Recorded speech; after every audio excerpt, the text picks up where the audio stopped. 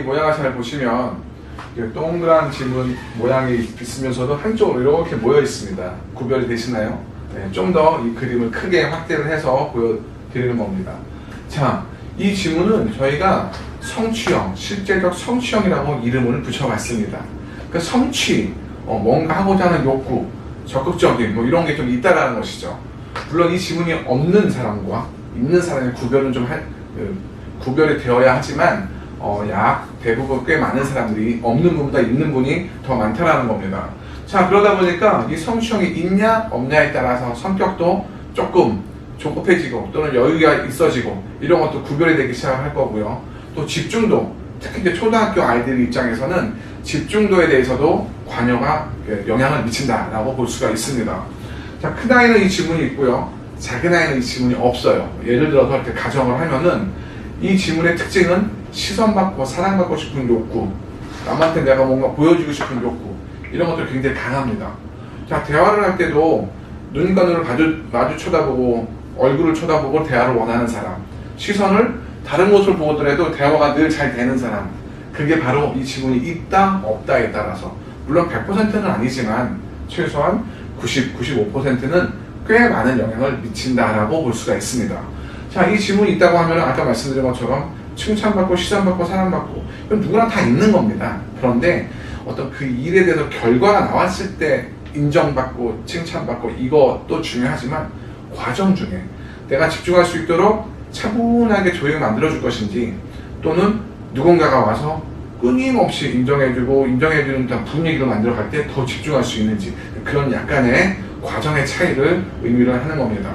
자, 물론 그렇게 막 잘 보이고 싶고 하기 때문에 성격이 좀 급해진다거나, 또는 뭐 지나치게 자기 능력에 비해서 욕심을 많이 낸다거나, 이러한 경우가 물론 장점과 단점으로 다 만들어질 수가 있습니다.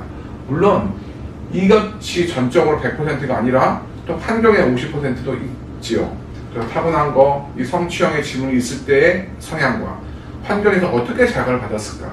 그렇기 때문에 초등학교 미만의 아이들은 부모님의 성향도 중요한 거죠. 왜? 가정의 환경은 부모님의 성향으로 만들어 줄 거기 때문에 그 환경에서 이 지문이 있는 아이들의 영향과 없는 아이들의 영향이 꽤 많이 다르다라고 보는 겁니다. 또 긍정으로 표현했을 때는 굉장히 공감을 구별할 수 있고요. 정확한 그런 성향이기도 하죠. 물론 그것이 또 단점으로 보일 때는 약간의 이기적으로 또는 조급함으로 이렇게 보일 수도 있습니다. 자, 그러다 보니까 이 아이를 또는 이러한 사람들을 하는 일에 있어서 그 과정을 어떻게 칭찬하고 인정해 주면서 심리적으로 안정되게 만드는 그런 환경에 자극을 줄 것인지, 그것은 스스로 만드는 것도 중요하지만 같이 더불어 같이 가는 그 주변인들 제3자의 입장이 더 중요하게 영향을 미치는 그러한 유형이다라고 볼 수가 있습니다.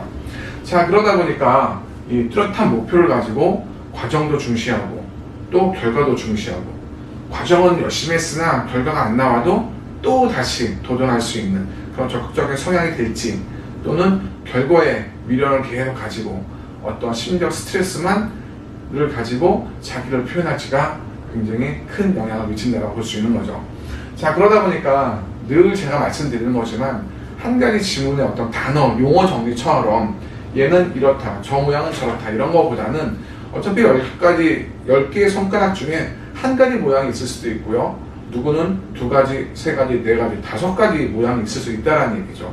그러면 그 경우의 수에 따라서 몇 가지가 있느냐, 그리고 또 10가지 지능 중에서 어떤 지능이 우열순위에 이 지문의 성향과 맞아떨어지고, 또 나머지 50%는 환경에서 어떠한 영향을 가지고 이 사람한테, 이 아이한테 어떤 인성적인, 감성적인 부분을 주입을 했을까, 또는 스며들게 했을까가 가장 중요한 겁니다. 그러다 보니까 뭐 여러 가지 방송 또는 자료를 통해서 지문의 모양과 특징이 굉장히 많이 분포되어 있지만, 한 가지 특징 또는 용어 정리하듯이 그렇게 설명을 하거나, 물론 이제 단어적 용어는 그렇게 해야 되겠지만 실질적인 상담이나 그 사람의 또 타고난 성향을 정확하게 예측할 때는 무리수가 있다는 걸 말씀을 드리는 겁니다.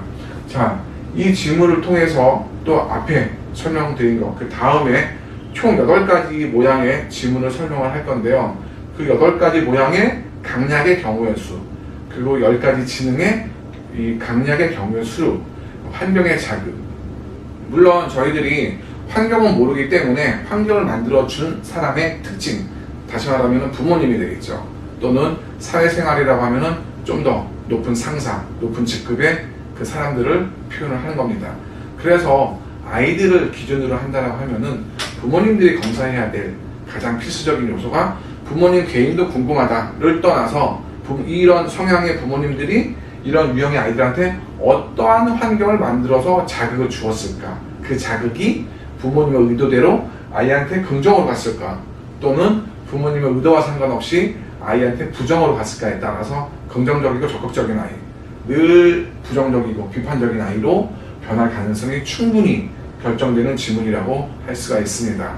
자, 이거에 이어서 비슷한 유형이지만 이거보다 조금 약한 감성형의 지문에 대해서 또 바로 알아보도록 하겠습니다.